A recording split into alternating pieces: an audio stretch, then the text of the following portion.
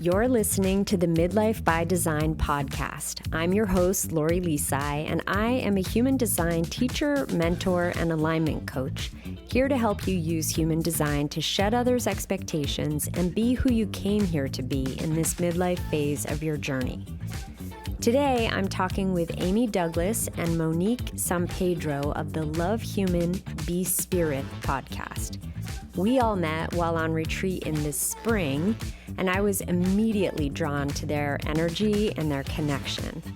A manifestor and a projector, these two have a lot of opposite energetics and are real-life examples of why opposites attract and how it can really, really work. We talk about their partnership, navigating parenting and midlife with HD, and more. If you're new to human design, I encourage you to just roll with this episode. There are lots of human design references and language that may be confusing, but I really encourage you to just listen. My experience in learning HD has been one of immersion and listening, even if I don't know yet what it all means. And then, of course, my one line follows up with all the research.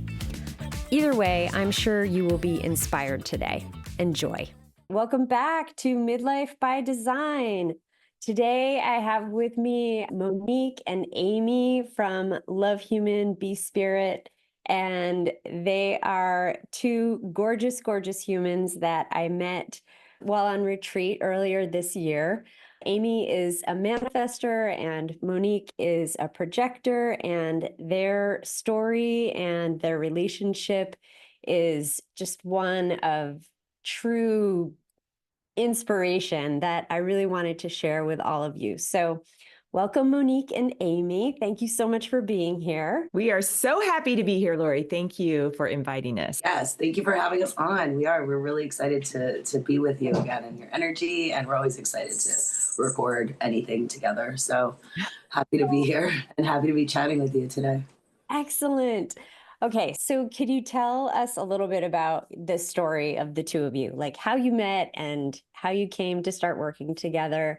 I think it's so fascinating and would love for us to start there. Well, the story of us is still, I think, being built, but where it started was a couple years ago, and we met on the first De Luna human design reader training that Dana and Shayna put together. It was in Costa Rica in January of 2022.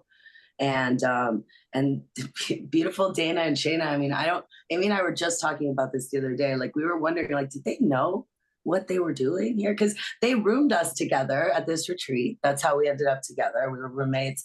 And there was a lot of intentionality from Dana and Shayna. As you know, Lori, they're just so attention to detail. They're so thoughtful. And they really looked at everybody's charts that they were putting together in these rooms. And then we were the last two. And they said we were like the wild cards. And they're like, well, this is either going to work out great or it's not. I don't know. And that's how when we asked them later, because we were curious, we're like, why did they room us? Our charts are pretty opposite. I mean, And we just were instantly like, it's like we knew each other instantly. It was just, I describe it as like, I got to the retreat first and I was like settling in and making my little space and in our little room. And then Amy just kind of barged in the door, like swung open. It's like, oh, and it was like air in the room or something. It was just like doors open and it was just like on. And we were just talking and it was just this immediate click. I mean, when they say like electromagnetics and like how things come together, it really is a thing. And we spent those 10 days together at the retreat. We really bonded over that time together. And we started a podcast a month later when we got back. We just did. It was like the fastest thing maybe I've ever done.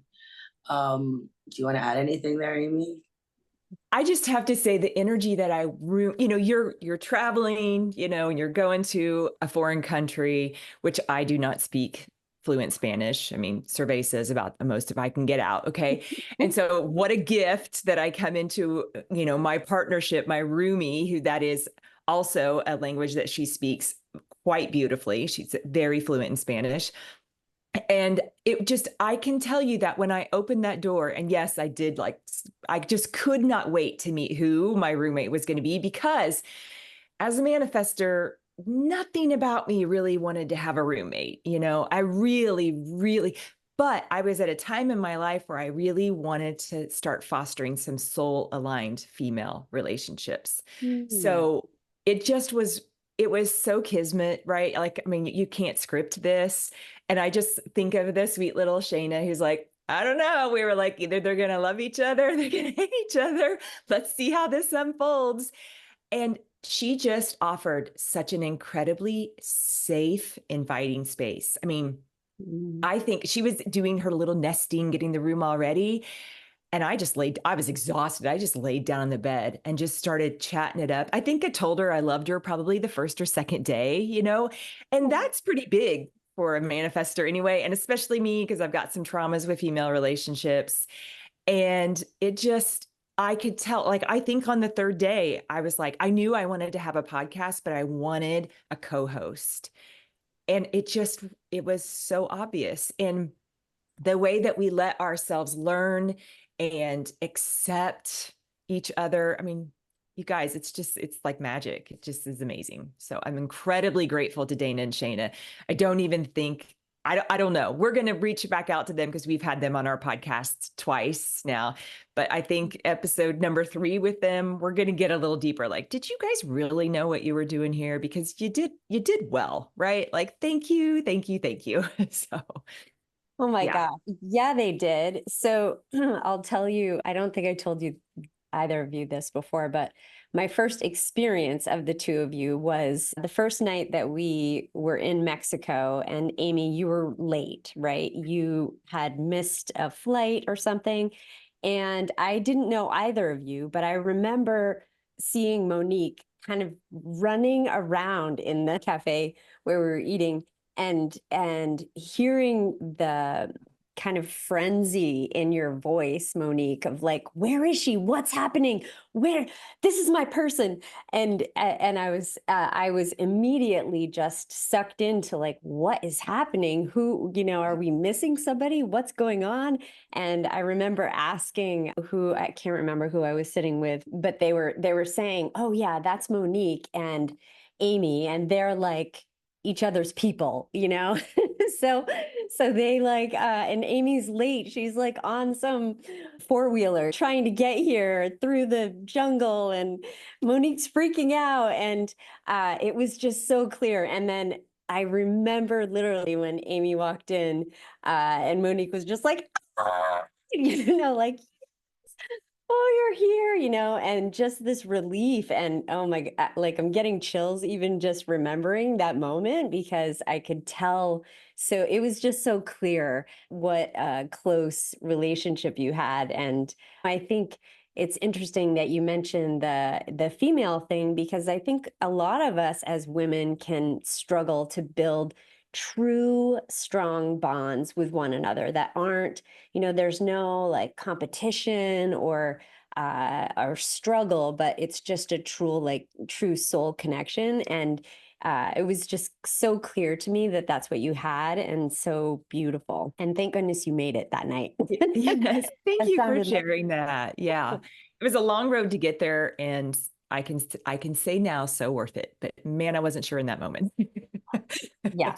I love that you captured that moment. I love that you saw that whole thing. And I just remember feeling so like it consumed by, and it's like kind of a really good example of how a projector can get like just like sucked into the other. I mean, the other doesn't even have to literally be there, but I was like in it with her. You know what I mean? I was really experiencing I don't know. It was wild. It was just such a wild feeling. And like I just said, we've only known each other 2 years. It's not a ton of time, really, when you think about it, and I'm very lucky in the friend department. I have a handful of really good friends that I went to school with and stuff, and we've grown up together. But outside from that, like you just said, it is harder.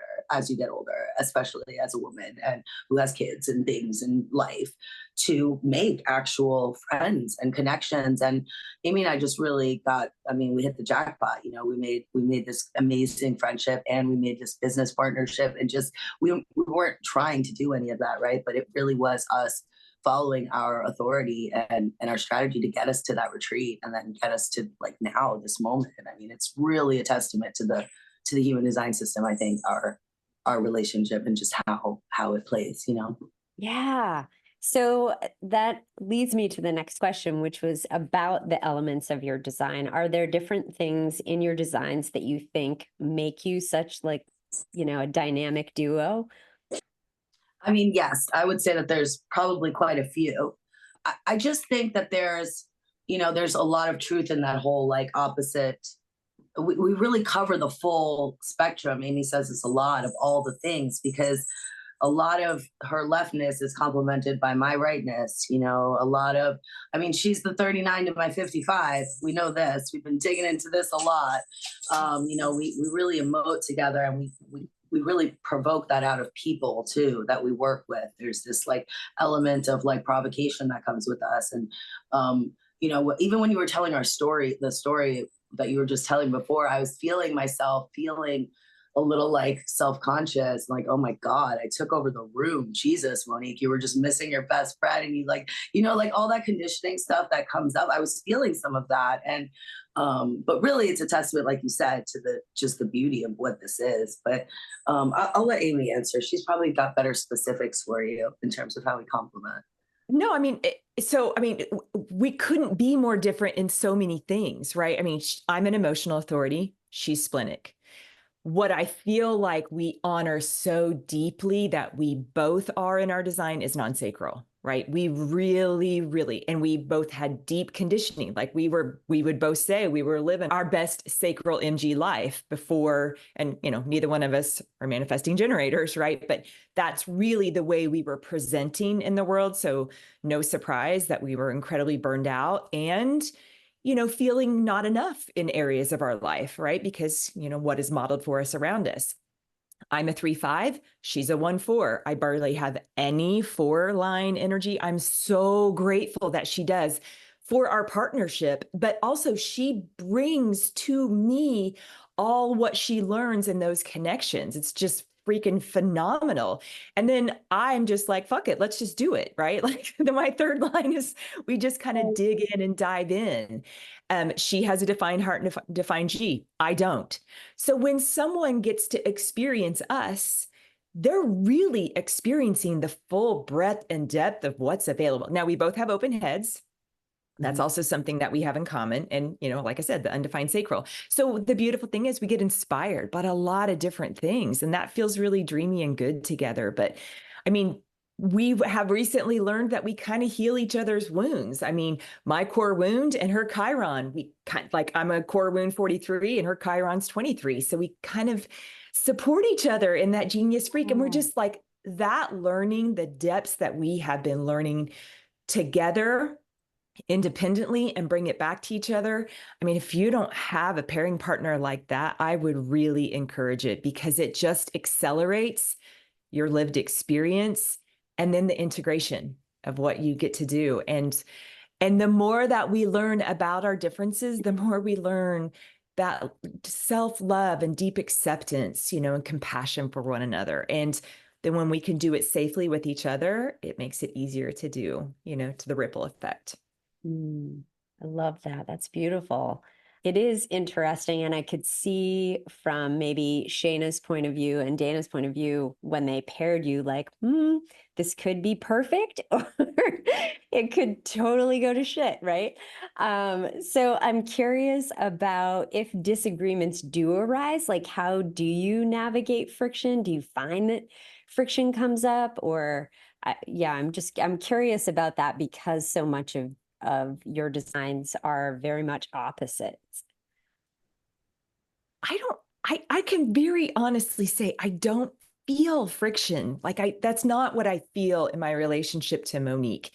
If there's ever been something that I feel like is kind of been in my face, I've always taken it as a mirror to, all right, what feels uncomfortable for me tells me that I have some conditioning with that. And probably some of that would be like the differences. I have a defined root and the leftness, she has an undefined root and the rightness, and that has just been great experiential learning. I can't think of a time where that has caused conflict.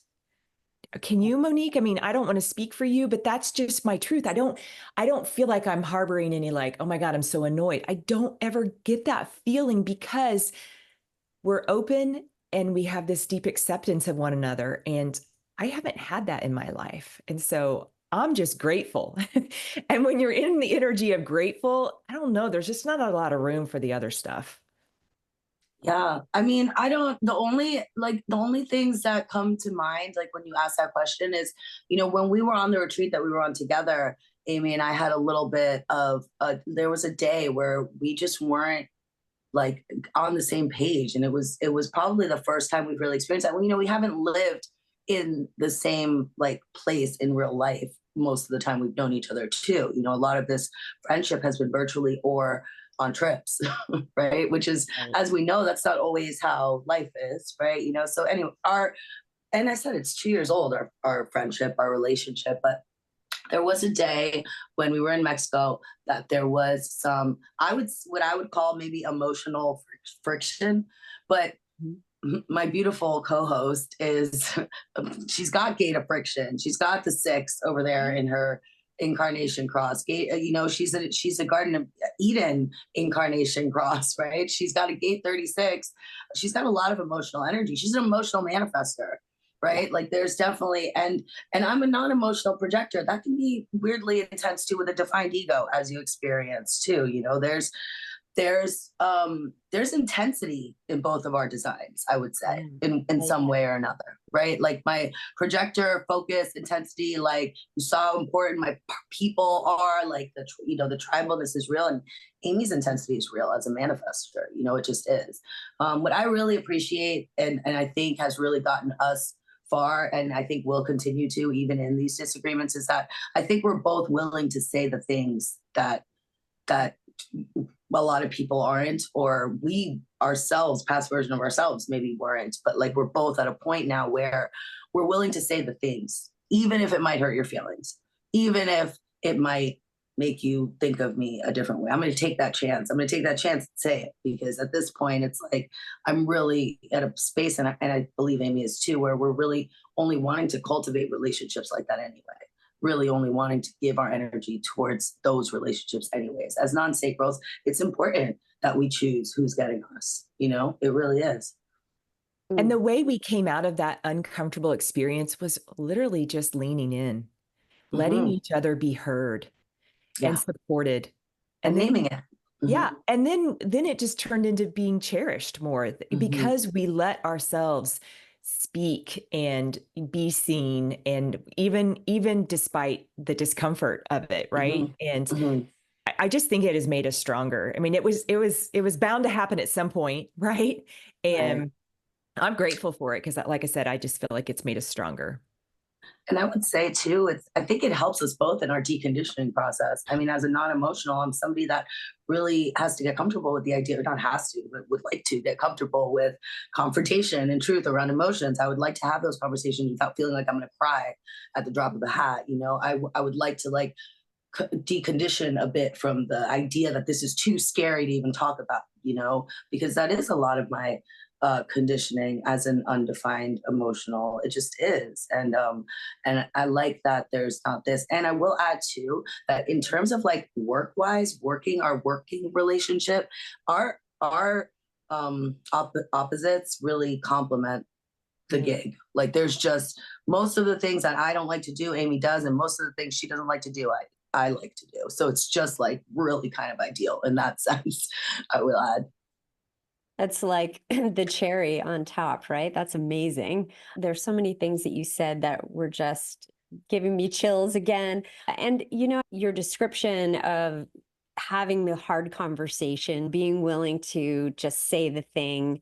And I feel like human design really aids in those types of conversations and that willingness to be open with one another, especially when you both understand HD so well, because I feel like coming from that space helps at least me feel so much more at ease and kind of like, okay, this is this certain gate speaking, or this is that openness coming, this is what that actually looks like, and this is why. And for some reason, when things get sticky, it's comforting to feel like you can trace it back and really understand where it's coming from versus taking it personally, right? It helps you to just have that separation of like, oh, this is a human being human, and this is what that gate looks like when it's on the struggle bus or whatever. I could not agree more with everything you just said. And that I feel like Monique we have truly embodied that in our deep understanding of ourselves, of each other. And then it's just expanded into, like, oh my goodness, how I understand my kiddos, if only I had this so many years ago, just like, and just other relationships in your life. I mean, I literally said this to a client yesterday. I remember, I don't know, a year ago, being on the phone with one of my sisters, which can be very activating. And I was literally, while I'm on the phone, I just pulled up her design and I'm watching parts of her, and she doesn't know design, but I'm watching parts of her show up, which gives me the opportunity to have so much more deep acceptance. Therefore, the way that I communicate with her is not from my wounding, because she's not personally trying to attack me, but it's my stuff. And so I'm just able to give a lot of compassion and understanding. And therefore, while I'm in communication with her, I'm not trying to protect myself because there's nothing I need to be protected from. And I think that's so important, that something that design has offered. So good. So good. Okay. You mentioned parenting. So you're both mamas. Monique, how old is your daughter? She's 9. She'll be 10 in October. Okay. Okay. And Amy, you have 2 children? Yep. My daughter's 26 and I have a 19-month-old grandson who is freaking adorable. And then my son will be 24 next month. So 26 and 24. And then a grandbaby on top, who, of course, I know everything about his design. And he's never going to have any conditioning if I have any say so. Right? Okay, so you both discovered human design at very different times of being mothers. So I'm curious a little bit about how that discovery has impacted you as parents. Oh my goodness. Yeah, you go ahead, Monique. You start. In every way, I will say that. But I was very fortunate. I mean, not as young as Amy's beautiful grandbaby, but I got to know human design, found me, and my daughter was 4 or 5 years old. So just a really good age, right? For me and my daughter happens to be a projector like me. So there was a lot of learning that happened for me in just watching my little one exist as a not conditioned projector, like really, truly as we are when we come into this world, before we get the sacral conditioning smashed down our throats and the manifestor conditioning smashed down our throats, because we get both, right? We really do. I mean, I know I did. I got really conditioned to generate and manifest things. Initiate, go out there and get stuff done. Okay, that's my conditioning. I'm sorry, I don't have that in my build up to go out there and get stuff done. I mean, I can get a couple things done, but my daughter is a 2/5 ego projector, and she has got a lot of leftness like Amy does. They actually have the same variables. And for me, there was a lot of little things, but one of the things that like just changed the game for me, I'll remember the moment, one of those moments for like the rest of my life. I was in the middle of my living room when after this experience, but I was learning design. It was very new. I was still like looking at my kid's chart, looking at my chart, like starting to read stuff, self-learn like we all do when we get into this. And I just noticed all the differences in the leftness and versus all the rightness in my design. And also my daughter is caves. My daughter is consecutive. So a lot of like 1-line themed things and 2-line themed things. And I didn't know the depth of all that then. Okay, I'm talking about this now because I know more things now. But then really what I saw was the word consecutive. I saw the left arrows. And I'm alternating. I'm not too far from that. But like, I just saw these things that were pointing to like one thing at a time. That's the theme that I saw, right, in her chart, which in my chart, it's quite the opposite. I'm like all over the place, right? But I like to think I was a great mom then, but what happened is I kind of thought about things and I'm like, in the mornings when I would get her ready for school at the age of 4 or 5, I would have her brush her teeth and I would kind of do her hair while she was brushing her teeth. And I would, every morning that we did this, it was like meltdown city. She would cry. I would end up crying. I'd be like, oh my God, my undefined root is trying to get out the door. I'm always late, running late at this point in my life, like always in a hurry, trying to rush, like, just all of these things. And she's very open. Being an ego projector, she only has 2 defined centers. So she's taken in all my, conditioning too, my mind activity, my defined ajna shit. And I can't figure out why. I'm like, what is the thing? Like, I'm literally just putting your hair in a ponytail while I don't understand the like. And then when I was learning all this, I'm like, I wonder what would happen if I just did like 3 more minutes in the morning and like let her do her teeth and then I'll do her hair. So the next morning I did this little experiment all by myself in my house and me and my kid, and I just built in like a few more minutes. I was like, go ahead, brush your teeth and then I'll do your hair. And I mean, it was just a whole new day. Lori, it was a whole new day. I was like, she was smiling, I was smiling. We were out the door on time. It was like the angels were like singing from the sky. It felt like, I was just in my living room like, did anybody see that? Oh my God. Like, what just happened? I was like, everybody needs to know about this system is what I felt in that moment. I'm like, I need to go scream this shit from outside. Everyone needs to know there's a manual for your kids out there. Nobody told me. And it was like, so for me, from that day on, it was just, there's so much of that in my daughter's chart. There's so much of it. And, her dad and I are co-parents. We're not together in a relationship raising her, but we're both actively raising her. And and he's not into design. And I'll just watch things like when we're out to eat all together and he'll be like asking her to try a bunch of shit. And I'm just like, she's not going to do that. She's an ego projector. First of all, she's really about what she wants here. And then she's like consecutive. She'll eat just like pasta for like a week straight and be totally fine. And you know what kind of a relief that is as a mother to be like, cool, great. I don't have to try and get 5 fucking food groups in her mouth in every meal. I don't have to do that. I can trust that her body knows what it's doing. And like, don't we all want a little relief in the parenting department? Like, because I know I did. I mean, oh my God. Right? Yeah. When your kid just wants to eat macaroni and cheese for 3 weeks straight, right? And you're like, you really need that conditioning coming in really hard of like, I'm being a bad mom because I'm not, getting enough vegetables in you or blah, blah, blah. But learning how to just trust that. Such beautiful. I love that story. That was amazing. Thank you for sharing that. Thank you. She also reads to her the book of definitive design, the definitive book of human design before she goes to bed at night. Oh my God. That's pretty cool. Two projectors being weirdos. Geeking out. I love it. Is she fascinated by it as you are? Yeah. She's not as into it as I am, I will say. Like she's a 2-5. She's got a different way. She's very natural about it, I would say. She's not like she doesn't, sometimes I'll be like, hey, sometimes she'll want to talk about it. I'll have full human design conversations with her. And when Amy and I, when the 3 of us are together, that was fun too, because she can really like, but I wouldn't say she's as into it, but I mean, she's into it for a 9-year-old. I mean, she's had 2 like live conversations on the internet.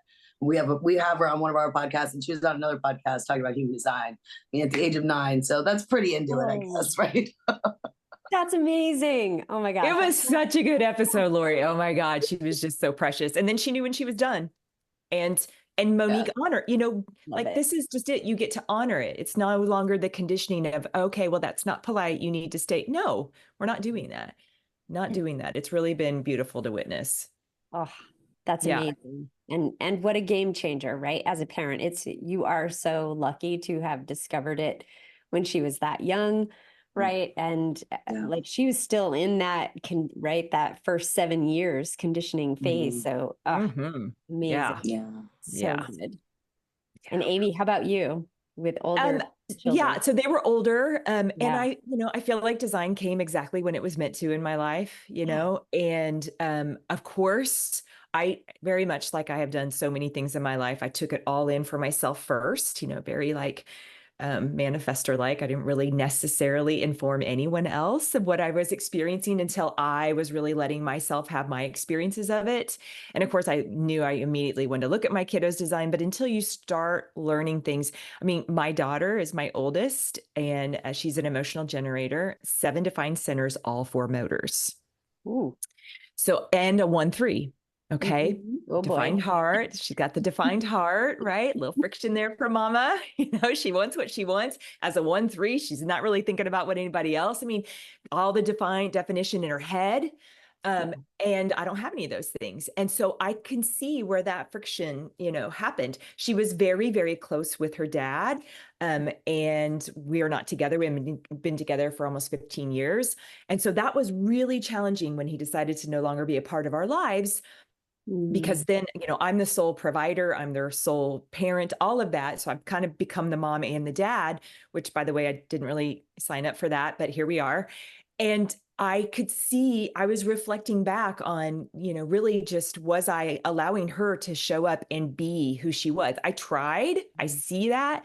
But it was able to help me put language to, she was often, sometimes when people would tell her she's selfish. And I'm like, but you're not, babe. You're enlightenedly selfish. This is really how you're designed to be. And just helping them connect those dots. She is very open to it. She's listened to almost every single one of our podcast episodes. Now, my son is a 6-2 emotional manifester. So like reflecting back, first of all, I barely had to do a thing to raise him because he pretty much raised himself. Although my daughter and I say we did a great job with him. Good for us. But, he only has 3 defined centers. So he took a lot in from her. And I see how that played out. But I also see where he needs a lot more nurturing, especially with that 6 energy. He's still in that 3, not really as resilient as I am as a full 3, And so helping them understand how to communicate with each other, helping them see the gifts and what they get to pull out with each other. And then my daughter's married and, being able to do the connection charts between she and her husband. And then my son is also in partnership with another 6-2 emotional manifester. So you can only imagine, Lori, first of all of us have so many different things when you bring us together. My daughter's husband is the only one that has an undefined throat and isn't emotional. So my heart bleeds out to him all the time. I'm like, we are so much. We are just so much. And then you bring 3 of us being emotional manifestors into the gamut, right? Yeah. And so just learning how we all are meant to dance and navigate and helping everyone find deep acceptance, not, like the old conditioning of, well, you need to be like this. Actually, we don't.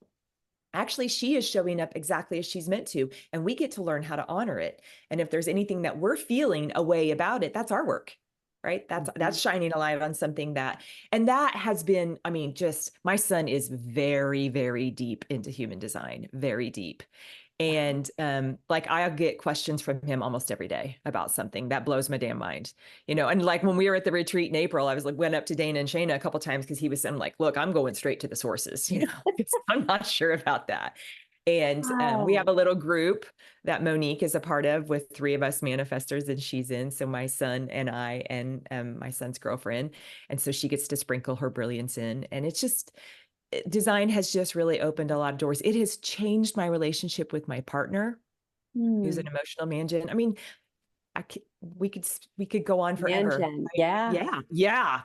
As it turns out, look, I've only selected man-gens in my life as partners. So there's something I'm meant to learn. I'm surrounded by 4919s. There's clearly something for me to learn there too. So wow. It's been fun. It's been enlightening. It's been unbelievable, Oh, that's so fascinating. My experience has been a little different in terms of my family's interest in human design. They're kind of like, okay, mom. But so I just sort of, use it on the sly. It's kind of, it's a great tool, right? To just, you don't necessarily have to use the language. You can just take the lessons and then implement them. And I definitely find that for me, it's allowed me to have more patience and more grace around certain things. I have a mental projector and then I have an emotional manifesting generator, 2 boys. So yeah, very different. of course, as Very different. siblings Yes. often are, but so fascinating that you have two manifestors. Yeah. Isn't that so wonderful, though, that you seeing their design and how different they are, one being sacral, one being non-sacral. I mean, that's what I have in my, it's just like, oh, Right. yeah. Yeah. Yeah. And the projector, he has definitely always had this, I've reached my point. I've got to go get horizontal kind of thing. And although looking back, he's 18 now, and looking back over his lifetime, I think he was very much functioning as the super generator in our household because my partner is a man gen as well. So taking on all that sacral energy and just amplifying it versus really kind of honoring that need for rest and whatnot. So yeah, it's a journey.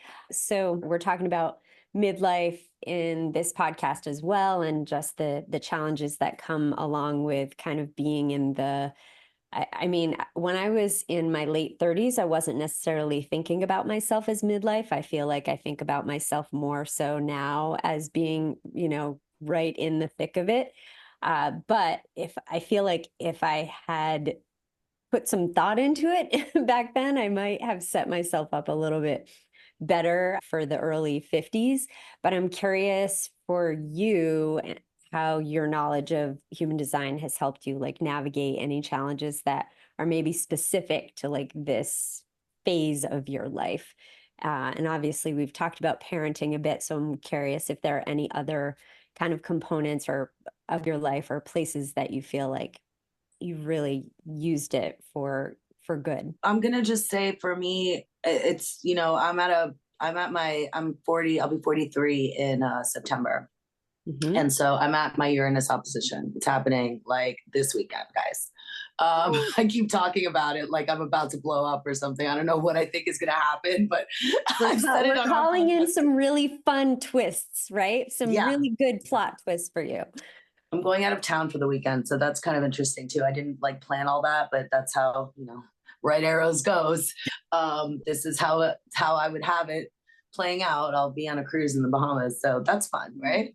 I feel like that's a good place to Uranus opposition myself. I don't know what's gonna happen, but I do feel like probably I would say probably around age 38-ish is when I started to feel like changes happening in my life that I couldn't really articulate yet. I was still with my daughter's dad, and we ended up splitting a little bit right after that. And I knew that the job I was in is not where I wanted to be anymore. I knew that like a lot of the relationships in my life were kind of not what they used to be, like friendships and stuff like that. Like I was at a place where there was a lot changing in my life. I've been feeling that. And human design found me right in the midst of that. So I really do think that it allowed me, primarily because I'm a projector, and I'm not saying that this doesn't happen to other types. I don't know what other types journeys are, but for me, being a projector, being deeply submerged in a sacral world, because I've been in the hospitality industry most of my life. I've bartended, or just always worked on my feet. I've barely sat down most of my life. And as a projector, finding design at this age where I already knew that I was experiencing changes in my life, and how that was going to go, I didn't know, right? But I knew that what I was doing was not working for me anymore. I knew that like the things I was in just didn't feel good anymore. It just started to feel, I don't know, I didn't have the words. And so for me, I would say that human design really came at a very important pivotal point, and it's helped me really navigate some of that deconditioning as a projector. And I'm still a little bit, I have like one foot still in the hospitality world. I'm not all the way out yet, but even in the time that I've stayed in it, I've been able to navigate it in a different way than I would have, I think, had I not gotten this information. Just in terms of relationships and stuff like that too, like friendships and business stuff that comes up as I'm transitioning to this new line of work, which is full human design things.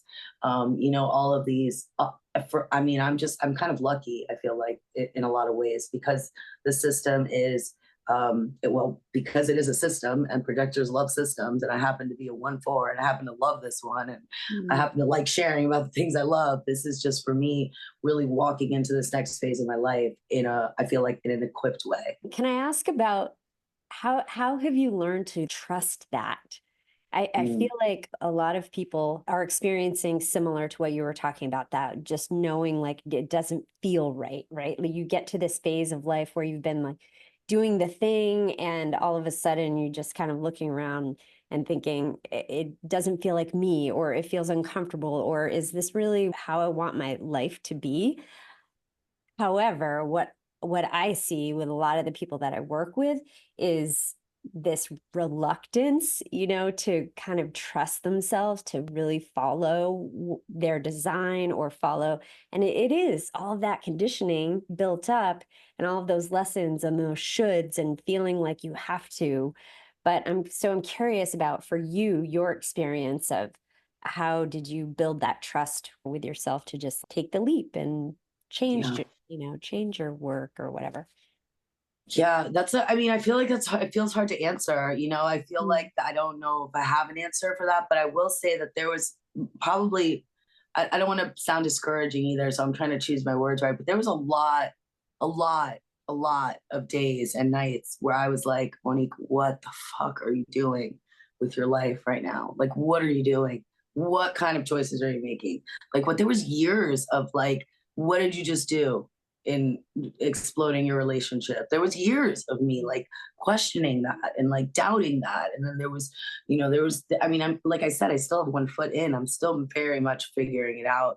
But the trust came for me when there wasn't anything else for me to like bank on besides me in that moment. That's how it started to feel for me. There just wasn't.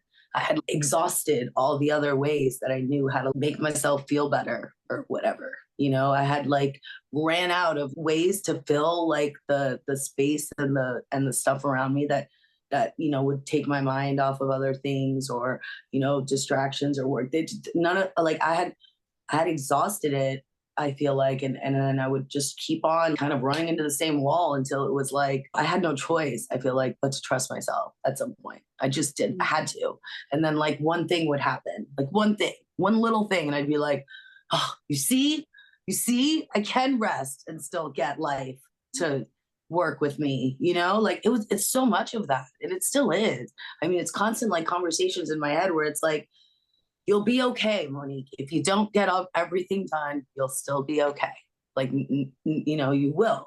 And it's like this perpetual telling yourself that, at least for me. And I think having an undefined root and an undefined sacral is really one of those things that in this world is like hard. It's fucking hard to navigate. It just is. At least for me, it has been. So it's just been, that's why I said, I don't even know if that's the right answer or the good answer. But like for me, it was a lot of like just breaking down by myself and being like, what are you doing? Okay, I don't know. I guess we're doing this.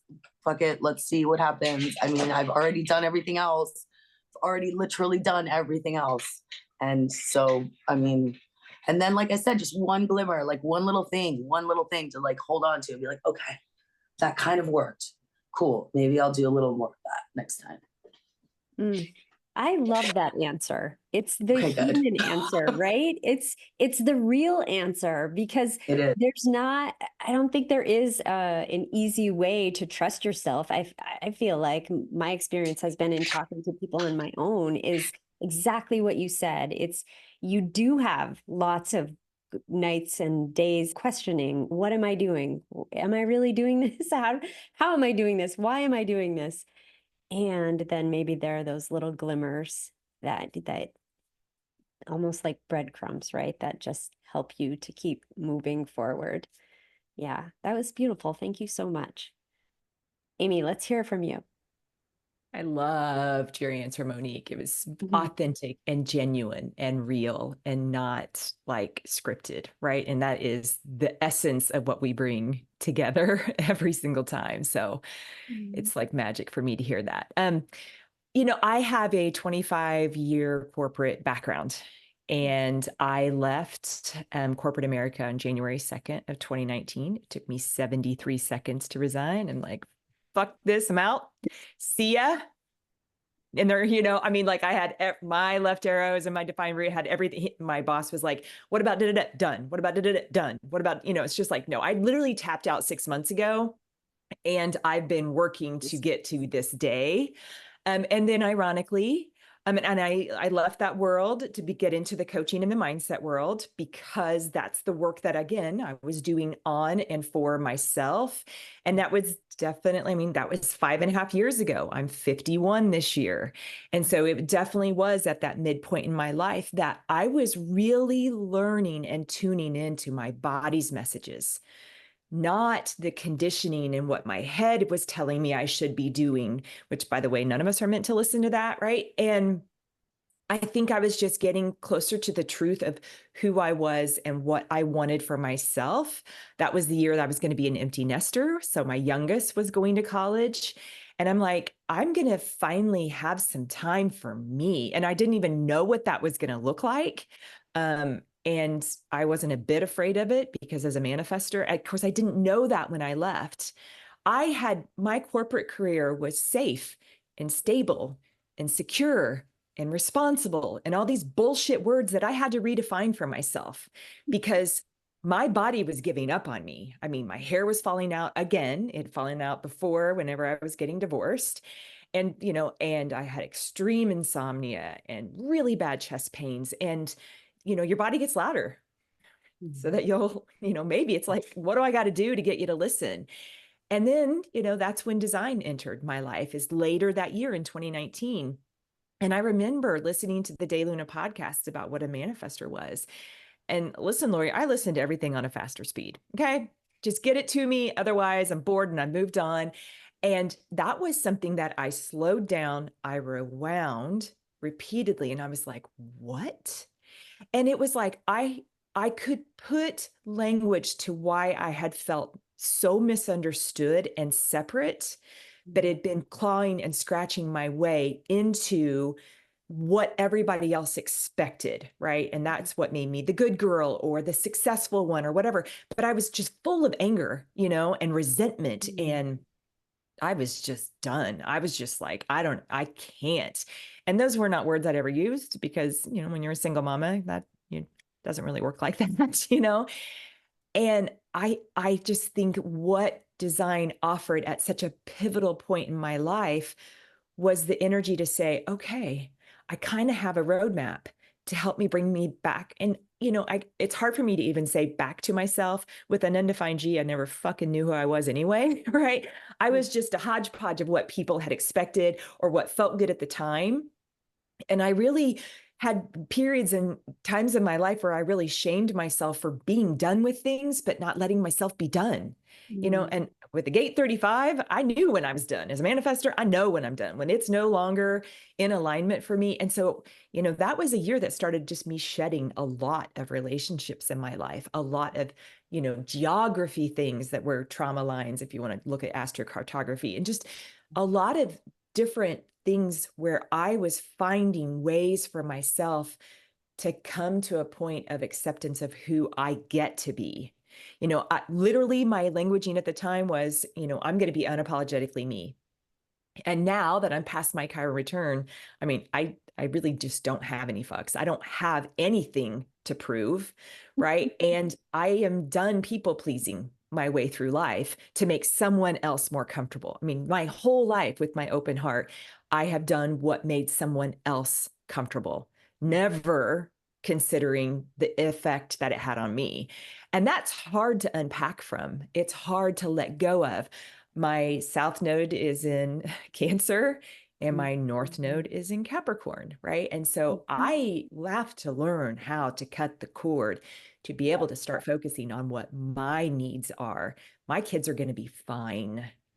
Now, they've benefited from my people pleasing, and those are the people who have benefited from me being out of alignment are the ones that are going to resist the shift. And I've witnessed that. And so either get on board or get the fuck out of my way is really how, and I am learning how to embrace that. And I just can't say enough how grateful I am for Monique, because she is my greatest cheerleader. She like loves to see when I am letting myself step into that and honor that versus the misalignment that I was so used to. I mean, that's a neural pathway that I had perfected.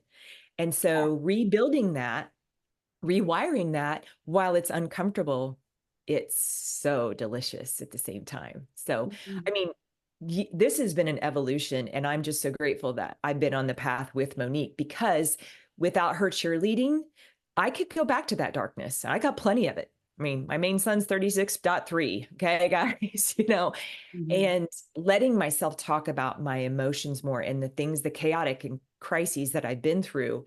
I mean, I literally had a day last year where I was like, guys, I'm back from, like a vacation, and, I'm relatively unscathed. I literally was saying this at 7 p.m. and then a fucking tooth fell out. I was like, never mind. Never mind. Just kidding. Thanks for the reminder that there's always another chaotic moment around the corner. And I learned how to dance with it a little more. I don't know. I just feel like there's just so much to be offered when you've learned how to understand and accept yourself. That's so beautiful. I was getting teary-eyed listening to you because I can hear the passion in you, which I feel so strongly from aligned manifestors, and it's such a beautiful thing. I have an old friend who I did a reading for, and she's always been very kind and very welcoming and very much functioning as a generator-ish type. And she's actually a manifester. And when I was talking to her about this, I think she had such a hard time getting past the description of the aura, being like strong and repelling. That word repelling, I think, really is hard, right, for a lot of people. And I'm like, no, okay, it's you let the right people in. It's not, you're not going to push everybody away. It's just about pushing the people away who aren't aligned for you. They're not like, they're maybe not ready for your power, or they're not tapped in. And I still think she struggles with that idea, but I think you just gave a perfect description of how coming back into alignment with that power and accepting that in yourself and really trusting it is just, it's such a beautiful thing, right? And maybe that's part of sometimes the gift of midlife and just, growing up and actually being an adult and saying the hard things and doing the hard things. I think that story is just so beautiful. So thank you. No, thank you. Just remind her, it doesn't have to be repelling. We like to use the languaging closed and protective, right? It helps us, yes. And it's like that for us for a purpose. And we have the power to open it and let people in. But otherwise, it's meant to protect us so that we can stay in our little bubble, which we all really love to do. So, Yes. I love how you answered that too, Amy. Your answer was really beautiful. And it is, I share what you said, Lori. I really feel it too when Amy is coming from a place of emotional manifester authenticity. I don't know what the fuck else to call it. I just made that up, but that's what it feels like. It's such a different feeling than when she's muting herself for any reason. Like I can feel it. I can feel it immediately. Not just you, Amy, but for any of us. I mean, isn't it truly the thing where you can really tell when somebody is being themselves authentically, whether that is something that you're comfortable around or not? It takes your focus to it when somebody is coming from that place, whether you're into it or not, right? Like it's just so much for me. Like it's just, you could really feel it when someone's coming from that place. And when a manifestor is, I just love that feeling. Because you're initiating us when you're allowing yourself to share like that. And we always use the word protective. Like, can we just throw out that word repelling, please? Amy keeps saying that. Like, let's scratch that out of the book. Right? I know protective.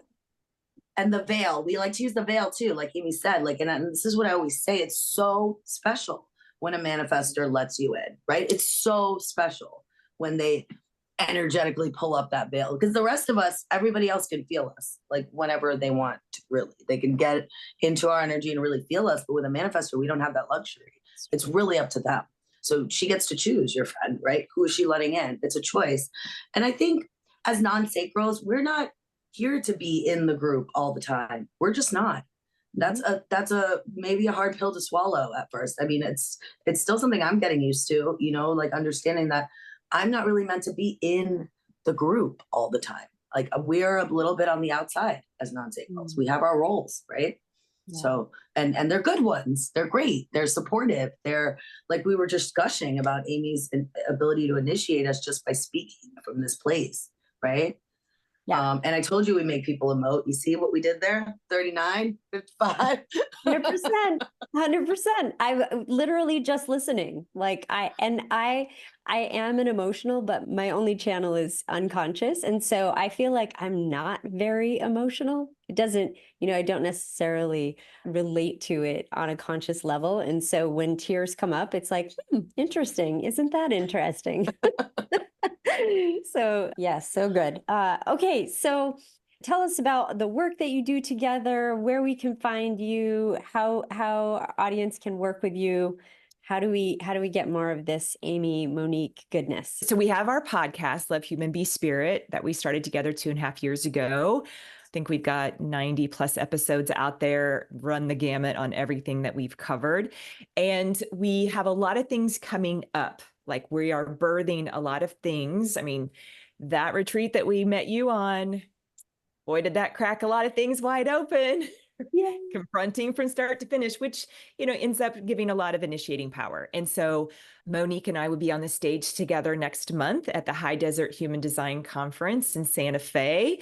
We'll be giving some talks and sharing our lived experiences in the ways that we love to do. And that is very exciting. We have our first offering that will be coming out outside of working with us in a duo reading or a duo container of coaching, which we offer. And you can see that in any of the show notes that we have. We're working on our website. Just hasn't been something as non-sacrals that we've said we had to have because, you can reach out to us, thankfully, with Monique on IG at Love Human Be Spirit. lovehumanbespirit@gmail.com is our email, a way to connect with us. That's kind of what I do. I love the email world. I don't do social media. She loves the IG world. And so we cover that with one another. But we have created a course that it's a deep dive intensive of sorts for manifestors and projectors. And that's going to be in 3 different sessions that you'll get to have a live experience with us. If you are not one of those energy types, we're not leaving you out. We're just not going to have you be in the live experience. You would have the opportunity to purchase the recordings that we offer. That way, if you're supporting or you have someone in your life that is a manifestor or projector, we want you to have the richness to be able, but we're creating a very safe container for that to be in. And we're really inviting these beautiful individuals to see themselves as non-sacrals, maybe for the first time, and then inviting them to really embrace that, our initiating and guiding energy that we offer is going to be infused in all of that, which is going to empower them to be their true authentic self, right? That maybe they never have been, which is my story, right? Until I learned design. That's not what I was. And our intention is to help the non-sacrals navigate a sacral world with a little more ease and a lot more acceptance, right? And just kind of like on their own terms based on the design they chose for themselves. We have more things to come, but, stay tuned to the podcast part of it. That is where we'll be sharing things. We're going to, let the cat out of the bag. We're going to be doing YouTube lives coming up soon. And they're going to be a little bit like shorter clips, more informational, we're about to pop off. I mean, her Uranus opposition, I just know is going to be such a catalyst to our change for sure. What do you think, Monique? What'd I miss? No, I think you covered it. That's why I asked you to say it all, because Amy's better at doing the bullet points like that.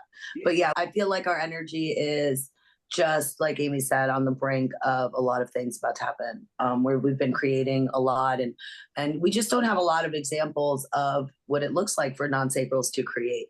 We just don't. in this world. So we're trying to help create that. We're really committed to doing it in our own way, in our own projector, manifestor, non-sacral specific way. And we don't know what that looks like. So it is a process. And sometimes it's just we move really fast and sometimes we kind of move slow. And I think that that's the non-sacralness in us, right? We don't have this like perpetual life force energy to create, but when we do, and when we come together, we make our fake roll, which is pretty potent, even though it's a fake roll. We really do move and shake when we're together in person, which, like Amy said, we will be next month for the High Desert Human Design Conference. And that's in Santa Fe, New Mexico. That's the next place that you could see us like in person if you're into that sort of thing. And yeah, Amy, I think covered everything else, but we're excited about the stuff that we're putting together. So I can't wait to. And even if you can't make it in person, they're offering it to you. Oh, that's right. The ability to do it virtually too, right? Correct. So there's a remote pass. Yeah. Remote online pass. Yeah. Mm-hmm. And our business, Love Human Be Spirit, is a 5-1 sacral MG with the main sun gate in 55, right? That's the only activation in the solar. Okay. And it's an aligned 5. And so we are really here to let and allow and embrace people the full breadth of their spirit. And it's welcomed and there's room for all of it. And that's what we feel like we get to do when we connect and in the offerings that we'll be putting out. Oh, so good. So good. The two of you putting this offering out is just like the generator. You're getting all the generator sacral, like, I can feel it. Yeah. Oh, I'm so excited for you too. I can't wait to see all of the things that you do together. Your energy and being a part of it is just such a gift. And I'm so, so appreciative for you taking the time today. So thank you. We'll leave all of those juicy tidbits in the show notes and we can catch you online and maybe some of us in person. Yes. All right. Thank you. Yes. Thank you so much for having us, Lori. This was so much fun. Absolutely. Thank you so much for listening to Midlife by Design. I hope Amy and Monique inspired you and it highlighted the power of understanding your human design. If you're interested in their offering for non-sacrals, check out the link in the show notes. And if you're ready to dive into your own human design and discover how it can support you, whether you're facing a career transition, maybe sending a child off to school, or navigating shifting relationships, I would love to work with you. In our work, we'll explore how the unique elements of your chart come together to guide you through life's challenges with more clarity and confidence. As you can see, there are so many different elements that tie into the whole. So when you're ready to get started, click the link in the show notes to book your session with me. And as we wrap up, I'm sending you strength to let go, the joy to fill your days, and the clarity to be who you came here to be.